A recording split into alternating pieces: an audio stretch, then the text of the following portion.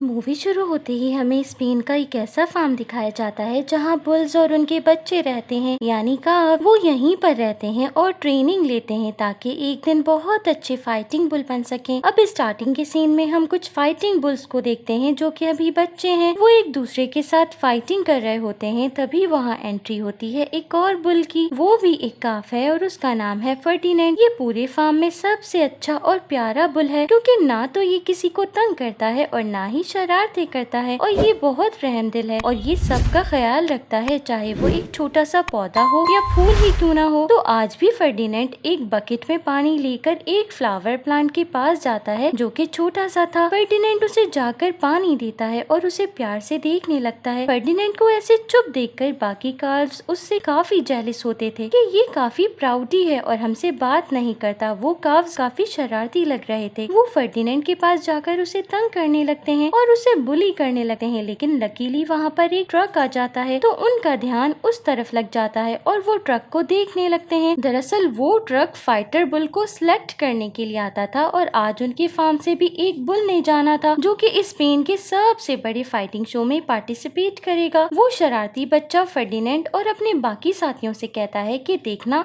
आज तो मेरे ही डैड जाएंगे। वो बहुत स्ट्रॉन्ग है और उनमें बहुत पावर है और वो किसी को भी हरा सकते हैं। फर्डिनेंड दिल ही दिल में सोच रहा था कि काश उसके डैड जाएं, क्योंकि जो एक बार वहाँ चला जाता है तो बहुत ही फेमस हो जाता है। अब थोड़ी ही देर में देखते ही देखते वहाँ काफी सारे बुल्स बाहर आ जाते हैं, क्योंकि हर कोई ये शो करवाना चाहता था कि वो बहुत स्ट्रॉन्ग है। उन सब में लड़ाई होने लगती है। सबसे एंड पर जो रह जाते हैं वो फर्डिनेंड और उसी शरारती बच्चे के डैड थे, और अब उन दोनों बुल्स में अच्छी खासी लड़ाई होती है। दोनों अपने सिंगों की मदद से फाइटिंग कर रहे होते हैं, लेकिन एंड में फर्डिनेंड के डैड जीत जाते हैं तो फर्डिनेंड बहुत खुश हो जाता है। लेकिन दूसरी तरफ शरारती काफ और उसके डैड को काफी गुस्सा होता है और वो सोच रहे होते हैं कि हम अपना बदला लेंगे। दूसरी तरफ फर्डिनेंड ये सोचकर उदास हो जाता है कि उसके डैड फाइटिंग करने जाएंगे, उन्हें दर्द होगा और वो उससे दूर भी हो जाएंगे। तो वो जाकर अपने डैड के सर पर बैठ जाता है और उनसे कहता है कि बाबा, आपका फाइटिंग के लिए जाना जरूरी है क्या? मेरा आपके बगैर दिल नहीं लगेगा क्या? हम अपनी जिंदगी पीस के साथ नहीं गुजार सकते? हम फाइट क्यों करते हैं? तो उसके डैड उसे बताते हैं कि मेरे बेटे, जिंदा रहने के लिए हमेशा फाइट करनी पड़ती है और ये तो हमारी जिंदगी का हिस्सा होता है, और देखना, मैं जीत कर वापस आऊंगा। लेकिन फर्डिनेंड कुछ भी नहीं बोल पाता, क्योंकि फार्म में भी उसकी किसी के साथ भी दोस्ती नहीं थी और अब उसके डैड भी जा रहे थे और वो उन्हें गुड लक विश करने के सिवा कुछ भी नहीं कर सकता था। ट्रक का दरवाजा खुला होता है और फर्डिनेंड के डैड उसमें चढ़ जाते हैं। फर्डिनेंड बेचारा काफी उदास हो जाता है और उसी वक्त हम उस शरारती काफ को देखते हैं जो कि डार्क ब्राउन कलर का होता है और उसे फर्डिनेंड पर काफी गुस्सा था, तो वो उसके छोटे से फ्लावर प्लांट को अपने पाँव से क्रश कर देता है और ये देखकर फर्डिनेंड और उदास हो जाता है।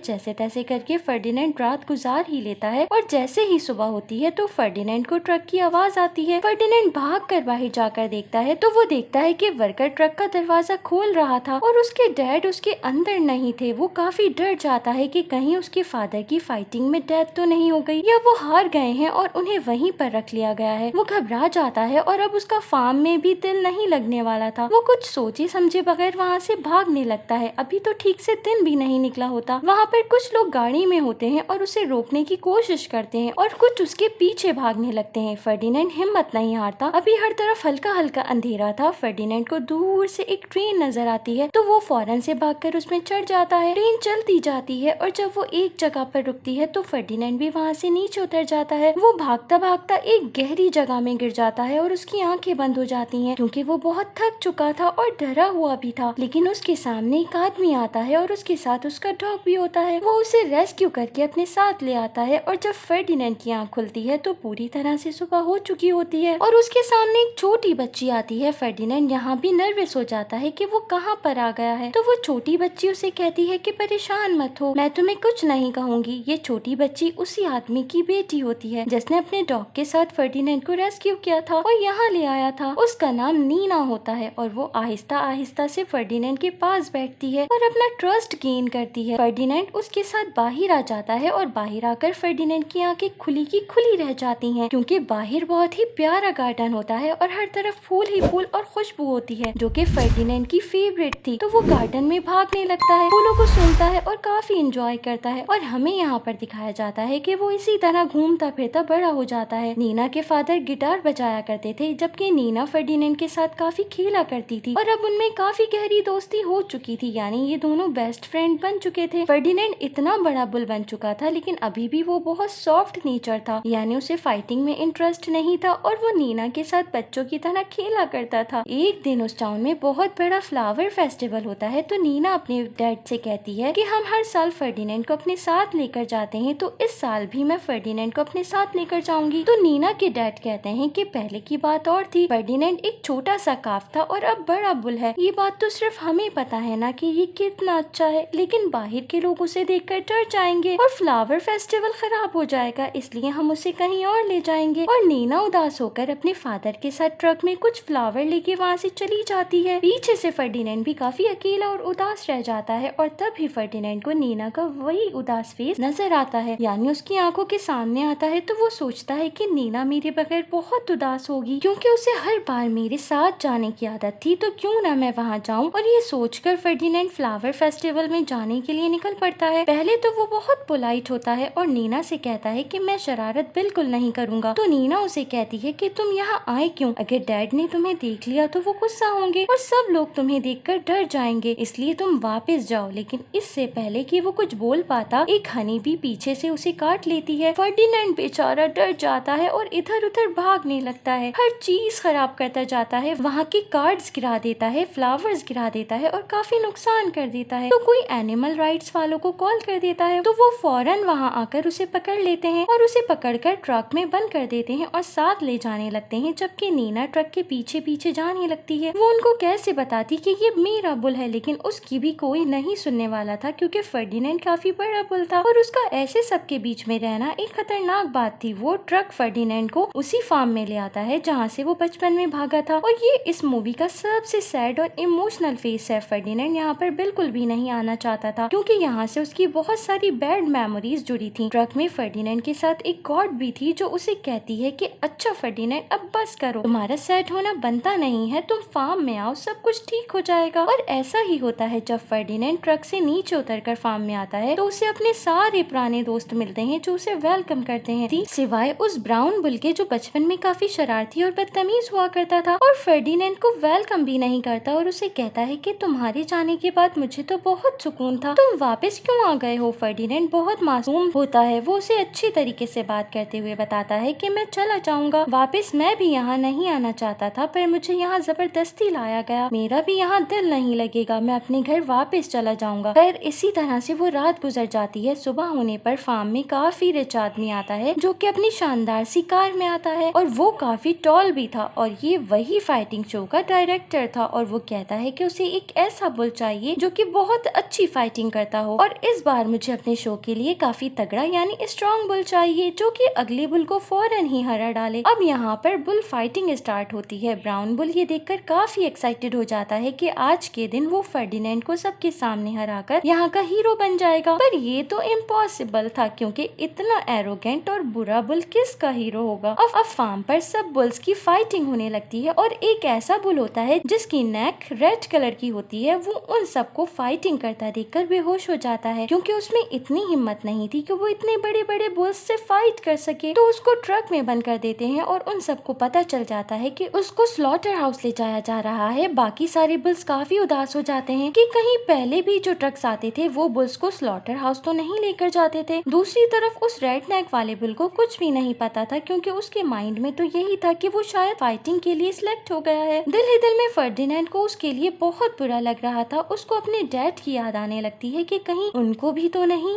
और वो सोचने लगता है कि यहाँ से कैसे निकला जाए। वो बाकी बुल्स से भी डिस्कस करता है, लेकिन वो कहते हैं कि नहीं, हमें इस बारे में यकीन नहीं कि हम स्लॉटर हो जाएंगे और हमें काट दिया जाएगा। हमें यकीन है कि हम एक ना एक दिन फाइटिंग के लिए सिलेक्ट होंगे और हम फेमस हो जाएंगे। फर्डिनेंड उनकी बातें सुनकर उनके पास से हटकर हेडजहॉग्स के पास आता है और उनसे कहता है कि क्या तुम मेरी भागने में मदद करोगे। तो वो उसकी बात मान जाते हैं। अब फर्डिनेंड चलते चलते एक ऐसे रूम में पहुंच जाता है जो अपनी तरफ से फार्म का एक अचीवमेंट रूम बनाया गया था और वहाँ पर उन सब बुल्स के सींग थे जो कि फाइटिंग जीत कर आए थे। जो बुल फाइट जीतता उसके सींग यहाँ पर लगा दिए जाते और जाहिर सी बात है इससे पहले उन्हें मारा जाता। उनके सींगों के नीचे उनकी फोटोग्राफ भी होती थी और जब फर्डिनेंड नजर घुमाता है तो उसकी नजर एक फोटोग्राफ पर पड़ती है जो कि उसके डैड की थी और उसके ऊपर उनके सींग भी लगे हुए थे, यानी वो फाइट जीत चुके थे और अब वो इस दुनिया में नहीं थे। ये देखकर फर्डिनेंड टूट जाता है और बाहर आकर अपने साथियों को बताता है, लेकिन उसके साथी उसका मजाक उड़ाने लगते हैं। ब्राउन बुल उसका मजाक उड़ाने लगता है और कहता है कि तुम ये कैसी बातें कर रहे हो, तुम कभी फाइट के लिए सिलेक्ट नहीं हो सकते, इस वजह से इस फाइट के बारे में बुरा बोल रहे हो। उन दोनों में लड़ाई शुरू हो जाती है और वो दोनों सींगों से एक दूसरे को मारने लगते हैं। तभी लड़ते लड़ते उस ब्राउन बुल का एक सींग टूट जाता है जो कि फर्डिनेंड ने ही तोड़ा होता है। उन दोनों की फाइट ऊपर विंडो में खड़ा उस शो का डायरेक्टर भी देख रहा था। उसे फर्डिनेंड काफी स्ट्रॉन्ग लगता है तो वो फार्म ऑनर से कहता है कि मुझे मेरी अगली फाइट के लिए फर्डिनेंड चाहिए। और रही बात इस ब्राउन बुल की, तो रूल्स को यूज करते हुए उसे स्लॉटरिंग हाउस ले जाया जाता है ताकि उसे स्लॉटर कर दिया जाए, क्योंकि अब उसका सींग टूट चुका था और वो कभी भी फाइट नहीं कर सकता था। सब ये देखकर उदास हो जाते हैं और कहते हैं कि फर्डिनेंड तुम बिल्कुल ठीक कह रहे थे, अब हमें यहाँ से भागना ही होगा। लेकिन वो इससे पहले प्लान करते हैं कि स्लॉटरिंग हाउस से उन दोनों बुल्स को छुड़ा कर लाएंगे और वो लोग स्लॉटरिंग हाउस में जाते हैं, ट्रॉली को क्रॉल करते हुए जाते हैं और उसी ट्रॉली में ही उन दोनों बुल्स को बहुत मुश्किल के साथ बिठाकर वापस ले आते हैं। लेकिन साथ ही साथ फार्म के वर्कर भी उनके पीछे लग जाते हैं, वो ऐसे ही थोड़ी उनको जाने दे सकते थे। लेकिन ये सारे एनिमल्स देर न करते हुए वहीं का एक ट्रक लेते हैं और उसमें बैठकर निकल जाते हैं। वो छोटे छोटे हेडजहॉग्स भी साथ होते हैं जो कि ड्राइव कर रहे थे, लेकिन साथ ही साथ फार्म के वर्कर्स की एक कार भी उनके पीछे थी। फर्डिनेंड उनका ध्यान रख रहा था कि कहीं वो ज्यादा पास ना आ जाए। फर्डिनेंड अपने साथियों को जल्दी से ट्रक से नीचे उतरने का कहता है और कहता है कि वो देखो सामने हमारी ट्रेन है, और वो अपने सब साथियों को सींगों की मदद से उस ट्रेन पर चढ़ा देता है। और जब उसकी ट्रेन पर चढ़ने की बारी आती है तो फार्म के वर्कर्स पीछे से उसे पकड़ लेते हैं और उसे रस्सियों से जकड़ लेते हैं ताकि वो आउट ऑफ कंट्रोल ना हो, और वो उसे फौरन से ट्रक में बंद कर देते हैं और ये डिसाइड करते हैं कि हमें तो पता ही नहीं था कि फर्डिनेंड इतना ज्यादा स्ट्रॉन्ग है, अब तो उसे लाजमी बुल फाइटिंग के लिए ले जाया जाएगा। दूसरी तरफ नीना और उसके डैड न्यूज देख रहे होते हैं तो उन्हें पता चलता है कि फर्डिनेंड की आज बहुत बड़ी बुल फाइटिंग है। नीना के डैड कहते हैं कि रो मत, मेरे साथ फाइटिंग शो में चलो, हम वहाँ फर्डिनेंड को देखेंगे और कोशिश करेंगे कि हम उसे छुड़ाकर अपने साथ वापस ले आए। अब वो स्टेडियम में जा चुका होता है। फर्डिनेंड सब लोगों के सामने था, लेकिन उसे कोई शौक नहीं था कि वो फाइटिंग करे, क्योंकि यही वो चीज थी जिसमें उसके डैड और बहुत सारे बुल्स ने अपनी जान दी थी। डायरेक्टर बहुत कोशिश करता है कि वो फाइट का स्टार्ट ले या फिर गुस्से में आए, लेकिन फर्डिनेंड रिलैक्स था क्योंकि उसे फाइट करनी ही नहीं थी, वो कुछ भी नहीं करता। वहाँ पर बैठी हुई ऑडियंस हंसने लगती है कि डायरेक्टर जो अपने आप को बहुत बड़ा बुल फाइटर मानता है, उससे एक बुल कंट्रोल नहीं हो रहा। उसे गुस्सा आ जाता है क्योंकि उसकी ईगो हर्ट हुई थी। वो कहता है फर्डिनेंड अब तुम मेरे हाथ से बचकर कहीं नहीं जा सकते। डायरेक्टर अपने हाथों में कुछ स्वॉर्ड्स उठाता है और फर्डिनेंड के सींग काटने के लिए आगे बढ़ता है, लेकिन अब फर्डिनेंड अपनी जान बचाने के लिए इधर उधर भागने लगता है और वो डायरेक्टर उस तक पहुंच ही नहीं पाता, यानी वो उसके सींगों को हाथ ही नहीं लगा पाता। और अब फर्डिनेंड को गुस्सा आ जाता है और वो अपने सींग उस डायरेक्टर के कॉस्ट्यूम में घुसाते हुए उसे ऊपर हवा में उठा लेता है। और यहाँ पर डायरेक्टर की और ज्यादा इंसल्ट होती है और अब वो फुल गुस्से में होता है और कहता है कि फर्डिनेंड अब मैं तुम्हें नहीं छोड़ूंगा, और अपनी तलवार उसकी तरफ करता है और उसे मारने ही वाला होता है कि ऑडियंस शोर मचा देती है कि फर्डिनेंड को नहीं मारा जाए। और ऑडियंस में से नीना भागकर फौरन स्टेडियम में जाती है और भागकर फर्डिनेंड के पास चली जाती है और उसके फेस पर हाथ रखकर कहती है कि मुझे तुम्हारी बहुत ज्यादा याद आई। और फर्डिनेंड भी उसे देखकर बहुत खुश होता है और स्टेडियम में भी फर्डिनेंड के ऊपर फूल आकर गिरते हैं और सारी ऑडियंस फर्डिनेंड को इनकरेज कर रही होती है क्योंकि वो डायरेक्टर के सामने बहुत खामोशी से बैठ गया था। ये देखकर डायरेक्टर का दिल भी थोड़ा नरम पड़ जाता है और वो फर्डिनेंड को मारने का ख्याल अपने दिल से निकाल देता है। स्टेडियम में सारे लोग बहुत खुश हो रहे होते हैं और फर्डिनेंड पर फूलों की बारिश होने लगती है। उसे फूल वैसे भी बहुत पसंद थे, इसलिए उसे ये सब बहुत अच्छा लग रहा रहा होता है। तभी हम देखते हैं कि दरवाजा खुलता है और फर्डिनेंड के